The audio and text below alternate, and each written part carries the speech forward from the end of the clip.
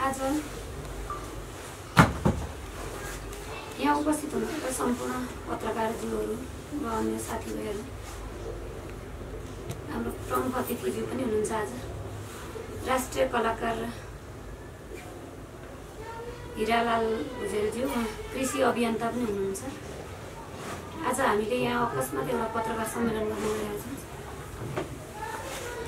छौँ। रामदेव जो इन्डियन भारतीय व्यापारी, जसले नेपालमा पतञ्जलिले नै नेपाललाई टाट पल्टाएको बेलामा नेपालका सम्पूर्ण कृषि उद्यमी आयुर्वेद औषधालयहरूलाई टाट पल्टाएको बेलामा फेरि टेलिभिजन उद्घाटन गरेको र टेलिभिजन उद्घाटन गर्दाखेरि नेपालका कुनै पनि सञ्चारका माध्यम उद्घाटन गर्दाखेरि रूप पनि नदेखाउने देशको प्रधानमन्त्री, प्रमुख दलका नेताहरू, प्रमुख नेताहरू गएर हौसला दिएको। आज प्रधानमन्त्रीले त के चाहिन्छ सबै कुरामा सहयोग गर्न तयार छु भनेर शेरबहादुर देउवा बोलेको, प्रचण्डले रामदेवले गरेको कृषि क्रान्ति देखेको, प्रचण्डको अभियान जन्मिँदा नेपालमा 98% कृषिमा आधारित देश थियो। यति धेरै कृषक थिए, उनीहरू जन्मेपछि सबै कृषक पनि सकिए, खेतीका जग्गा पनि प्रतिम भइसके। मैले अलिकति लेखेर पनि तयार गरेको छु। म आज एउटा यो सर्वोच्च अदालतको सेवा सुचारू हुनु पर्यो, एमसीसी पूर्ण रूपमा खारेज हुनु पर्यो र नागरिकता विधेयक खारेज हुनु पर्यो भनेर आमरण अनसनमा बसेको अवस्थामा भएको कारणले म बाहिर जान सकिनँ। सडकमा गएर बस्दाखेरि पनि हामीलाई प्रहरीले सिधै दमन गर्ने अनि सडकमै मारिदिने खालको चेतावनी आयो। 6 दिन खुरुखुरु प्रहरीले लछार पछार गरेर धरपकड गरेर चाहिँ सडकमा हिँड्न नसक्ने पनि भयो, हात पनि खुस्काइदियो प्रहरीले तानेर। अनि कोठामा बसेर देश हेर्दा चित्त बुझेन। यो विषयलाई हिजो बेलुका देख्ने बित्तिकै चित्त बुझेन, यो विषयलाई अहिले उठाउनुपर्छ। कसैले विषय उठान गरेपछि सबै जनता लाग्छ र यसलाई पार लाउन सकिन्छ भनेर एउटा छोटो पत्रकार सम्मेलनको आयोजना गरिएको छ। थोरै हामीले पेपर पनि नपाएर यहीँ लेखेको, यसलाई म पढेर सुनाउँछु। त्यसभन्दा पछाडि चाहिँ हाम्रो प्रमुख अतिथिज्यूले बोल्नुहुनेछ यो विषयमा। उहाँ कृषि क्रान्तिमा पनि लागि पर्नु भएको छ। आजको हाम्रो यो कार्यक्रम जनताको आयोगमा अभियानको कार्यालयमै हामीले हाम्रै तर्फबाट आयोजना गरेका छौँ। विश्वकै आयुर्वेदका जन्मदाता वेदव्यास जन्मिएको भूमि नेपाल, विश्वकै नमुना देश जहाँ विश्वको सर्वोच्च शिखर पनि यही छ, विश्वकै होचो भूमि केचनाकल। यसको मतलब उच्च हिमाली भेगदेखि लिएर अति होचो भूभागसम्म उत्पादन हुने, अति चिसो ठाउँबाट अति गर्मी ठाउँबाटसम्म उत्पादन हुने जडीबुटी, यार्सा गुम्बादेखि तराईमा उत्पादन हुने जडीबुटीसम्म पनि हाम्रै देशमा उत्पादन हुन्छन्। नेपालमा विगतका शासकहरूले देशमा एलोप्याथीको विकास नै नभएका बेलामा पनि यही जडीबुटी जन्य आयुर्वेदिक औषधालय उपचार पद्धतिको विकास र प्रयोग गरेर जनतालाई बचाएको प्रष्ट प्रमाण र उदाहरण थिए। नरदेवी आयुर्वेद औषधालय, वैद्यनाथ जडीबुटी र जडीबुटी उत्पादन तथा प्रशोधन कम्पनी लिमिटेड जडीबुटी कोटेश्वर, यी प्रष्ट उदाहरण छन्। तर छोटो समयको कथित लोकतन्त्र र गणतन्त्रका नाममा आज ती संस्थान, औषधि उत्पादन गर्ने औषधालयहरू, जडीबुटी कम्पनीहरू पूर्ण रूपले नष्ट गर्न एकातिर यही सरकार र लोकतन्त्र लाग्यो भने अर्कोतिर देशभित्रका उत्पादकहरूलाई धाराशाही पार्दै त्यही क्षेत्रमा विदेशी व्यापारीहरूलाई, उदाहरणको लागि रामदेवको पतञ्जलि, नेपालको कृषि जडीबुटी सम्पूर्ण व्यापार, सरकारी सुविधा, जग्गा जमिन, भौतिक सुविधा सहित उपलब्ध गराइनु सम्पूर्ण नेपाली किसान, उद्योग व्यवसायी, जडीबुटी तथा आयुर्वेद कम्पनी, औषधालयहरूको लगानीमाथि ठाडो वैदेशिक तथा सरकारी प्रहार हो। त्यसैले जसको भूमि त्यसकै लगानी हुनुपर्छ र आफ्नै देशका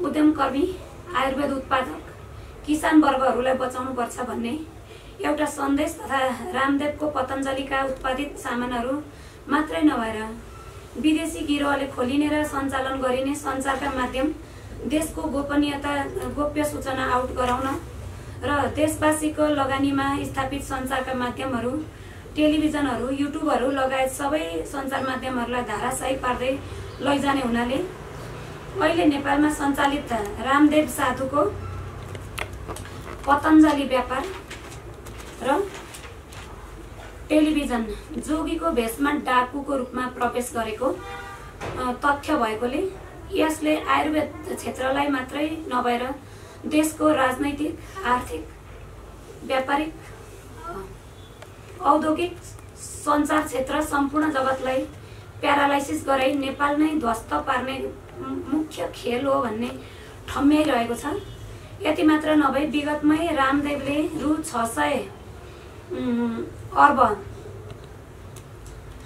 बराबरको कर छली गरेको भनेपछि आर्थिक रूपमा सरकार नै लागेर भने पनि आर्थिक रूपमा सरकार नै लागेर विदेशी व्यापारी पोस्ने र नेपाललाई कंगाल बनाउने, नेपालका कृषि उद्यमी व्यवसायीहरूलाई कंगाल बनाउने, नेपालका सञ्चार माध्यमहरूलाई कंगाल बनाउने काममा लागि परेको छ भन्ने तथ्य पुरानो कर नतिराई अहिले विदेशी व्यापारीसँग मिलेर उनीहरूलाई नै सरकारी सहयोग उपलब्ध गराउने घोषणा प्रधानमन्त्रीबाटै गरिनु, प्रचण्डद्वारा नेपाली किसान र उद्योग व्यवसायीहरूलाई लात हान्दै वास्तै नगरी रामदेव जस्तो एउटा जोगीको व्यापारीलाई, गेरु वस्त्रको व्यापारीलाई कृषि क्रान्ति चलाएको देख्नु, धन्यवाद दिनु। माधव नेपालले म नेपाली हुँ भन्ने कति पनि भावना देखाउन नसकी आफ्नो परिचय तन मन धन भारतीय व्यापारीमाथि नै सुम्पिनु, आफू भारतीय भएकै कारणले यी सबै करतुतहरू नेपाली जनताको तर्फबाट आपत्तिजनक,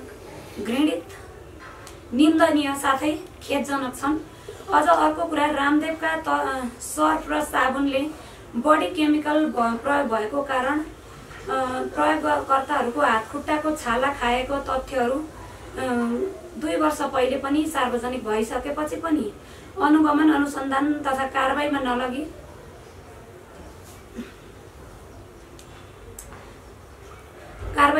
तिनै सामानलाई प्रचार प्रसार गर्दै नेता नै लागि परिदिनु र सारा नेपाली व्यापारीहरूलाई तिनै सामानको त्यस्तै उत्पादन गरिएका सामानहरूको चाहिँ बजारै नपाएर तडपिरहनु नै नेपाल र यो देखावटी सरकार, राजनैतिक दलहरू सबै विदेशी एजेन्ट हुन् भन्ने ठहर गर्दै अहिले तत्काललाई रामदेवद्वारा सञ्चालित टेलिभिजन र पतञ्जलिका सम्पूर्ण उत्पादनहरू अहिलेलाई सम्पूर्ण नेपाली जनताहरूले पूर्ण रूपमा बहिष्कार गर्दै क्रमशः सरकारी तर्फबाट पनि बन्द गराउनै पर्छ भन्ने र त्यसको लागि सम्पूर्ण नेपालीलाई ऐक्यबद्धता जनाइदिनु हुनको लागि हार्दिक आह्वान र अनुरोध समेत गर्दै यो पत्रकार सम्मेलन गरिएको छ।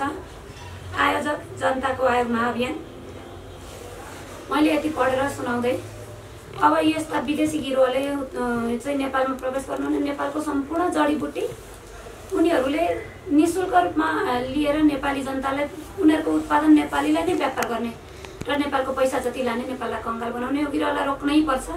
ऊ पल्केपछि अरू दुनियाँ देशका पल्किन्छन्। हाम्रा देशमा पनि छन्, विगतदेखि धेरै आयुर्वेद औषधालयहरू छन्, कम्पनीहरू छन्, कृषि व्यापारीहरू छन्। अनि हाम्रो देशको औषधि जडीबुटी हामीले नै प्रयोग गर्नुपर्छ।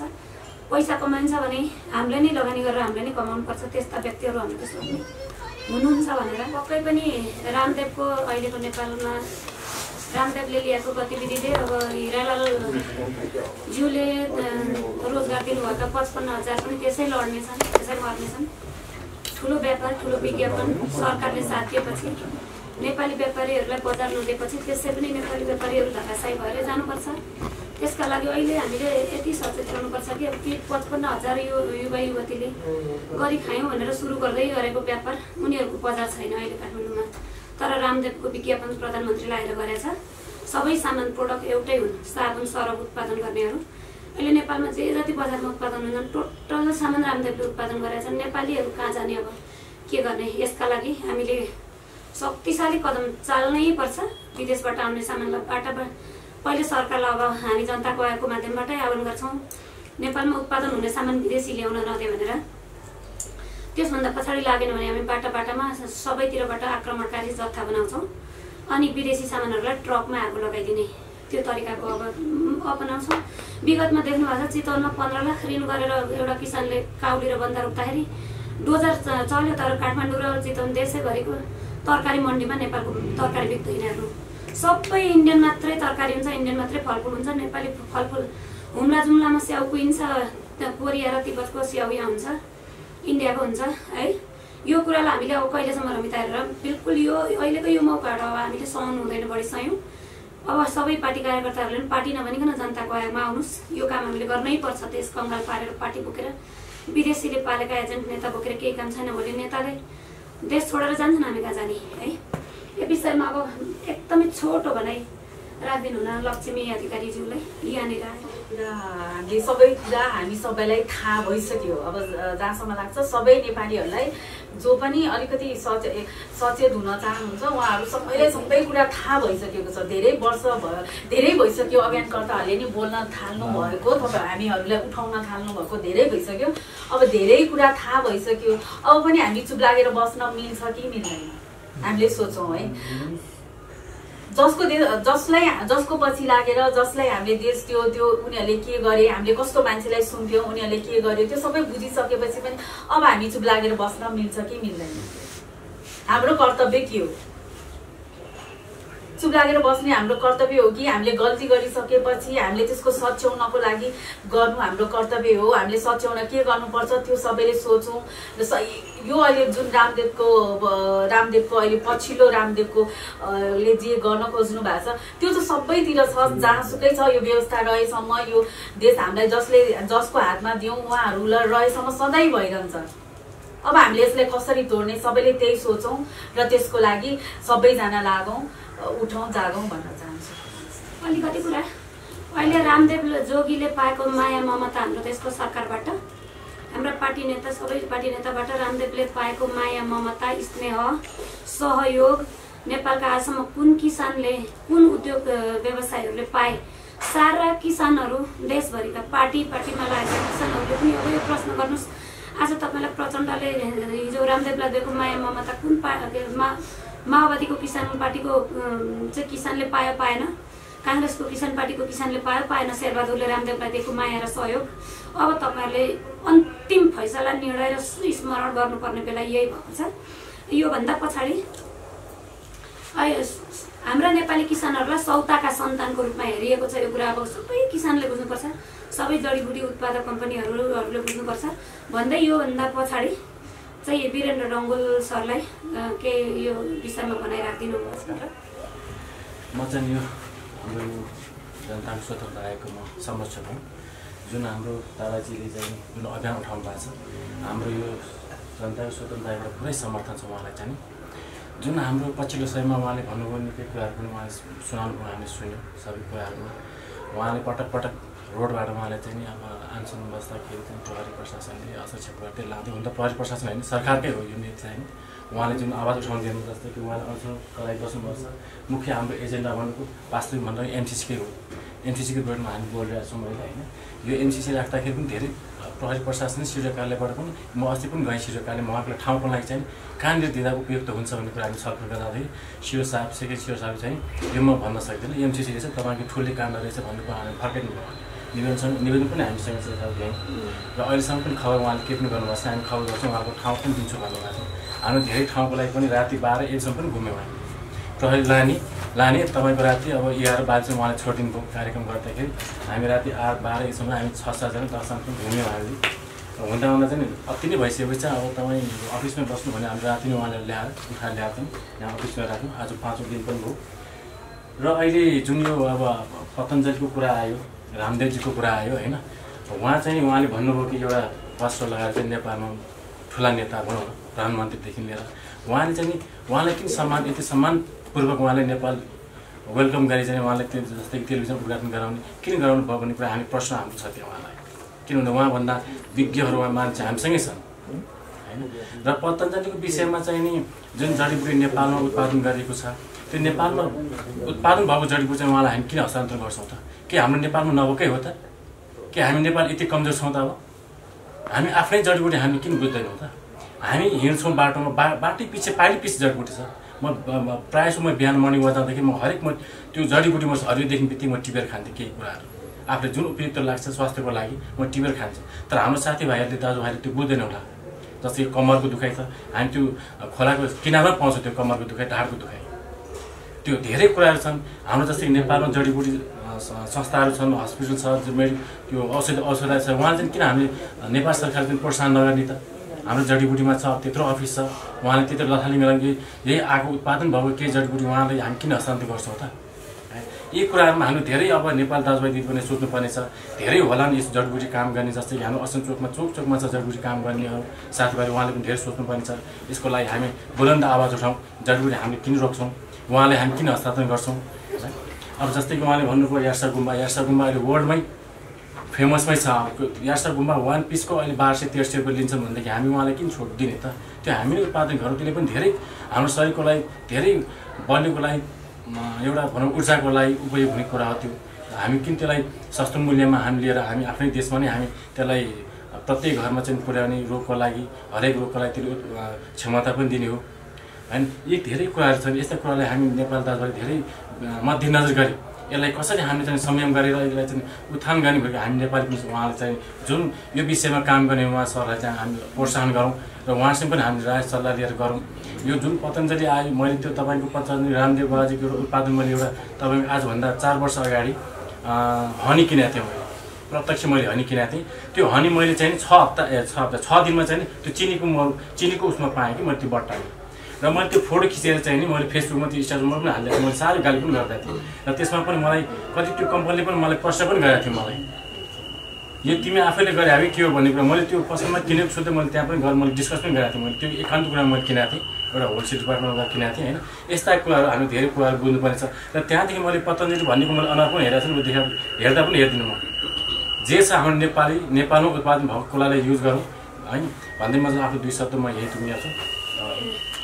ओरिजिनल म 700 रुपियाँ प्रति लिटरमा लिन्छ, त्यो लिने ठाउँ मलाई थाहा छ। तर उसले बजारमा बेच्दा 500 रुपियाँ प्रति लिटरमा बेच्छ। त्यो कसरी हुन्छ? होलसेलमा 700मा लिन्छ, बेच्दा 500मा बेच्छ। सबैले एउटा जोगीको रूप देखेपछि सत्य देख्छ। बिल्कुलै यो काम गर्नु हुँदैन। आजसम्म त्यो सामानहरू उत्पादन गर्ने नेपालमा कोही पनि नभएको हो त है हो। यति कुरामा नेपाल सरकारले किन यहाँभित्रका रोइरहेका व्यापारीहरूलाई हेर्दैन र विदेशीलाई यस्तो गर्छ? यो प्रश्न एकदम गम्भीर छ। अहिले सरले भन्नु यो कार्यक्रम अन्त्य गरेका छौँ र यसमा चाहिँ अलिकति म्याडमले केही भनिरहेको छु भनेर भनिरहनुहुन्छ। मेरो नाम मेनुका ढङ्गाल। अहिले भारतले रामदेवलाई पठाएर नेपालमा एउटा उत्पादन गर्नको लागि रामदेवलाई पठाउने एउटा क्रम चाहिँ यस्तो छ कि भारतका जडीबुटीहरू कम हुँदै गए। अब नेपालका जडीबुटीहरू जम्मै सिद्ध्याएर चाहिँ भारतले नयाँ आयात भारतलाई गर्छ र त्यहाँ भएका बिग्रेका यस्ता जडीबुटीहरू चाहिँ नेपालीले खानुपर्ने बाध्यता बनाउँदैछ। यो कुराहरू तपाईँले बुझ्नुहोस्। हाम्रा नेपालका कृषकले पाउनुपर्छ, यो रामदेवले पाउने नेपालबाट पाउने सहायता र हक भनेको कुरा अलिउले अधिकार प्राप्त चाहिँ हाम्रा नेपाली जनताले पाउनुपर्छ, नेपाली कृषकले पाउनुपर्छ। नेपाली चाहिँ जडीबुटी जुन हिमालमा खुट्टा गुमाएर बस्नुभएका हिमाली दाजुभाइ दिदीबहिनीहरूले पाउनुपर्छ। जस्तै हिउँमा खुट्टा गुमाएर चाहिँ कति यार्सा गुम्बा टिपेर चाहिँ शेर्पा समुदाय हुनुहुन्छ, उहाँहरूले त्यसरी चाहिँ आफ्नो ज्यान धरपमा पारेर चाहिँ उहाँहरूले त्यसरी अहिले हिँडिराख्नु भएको छ। नेपालको जडीबुटी नेपाललाई माथिल्लो स्तरमा पुर्याउन, नेपाललाई चिनाउनका लागि दिन प्रतिदिन आफ्नो ज्यान जोखिममा राखेर हिँड्नु भएको छ भनेदेखि आज हामीले चाहिँ यो रामदेवले हाम्रो देशमा के गरेको छ भनेर म यति प्रश्न गर्न चाहन्छु। रामदेवले हाम्रो देशमा के गरिदियो र अहिलेसम्म के गर्यो? हाम्रा नेपाली कृषकले किन पाउँदैनन्? रामदेवले पाउने अधिकार किन चाहिँ हाम्रो सरकारले चाहिँ नेपाल सरकारले नेपाली जनतालाई किन दिँदैन त्यो अधिकार? अस्ति पनि नेपाली जनतालाई चाहिँ यो अधिकार दिने, कृषकलाई यति दिने उति दिने भनेर भन्दाखेरि 10% पनि नेपाली जनताले त्यो सहायता पाएन सरकारबाट भनेदेखि अब हामीले पाउनुपर्छ त्यो सहायता भन्ने मेरो यो तर्क हो।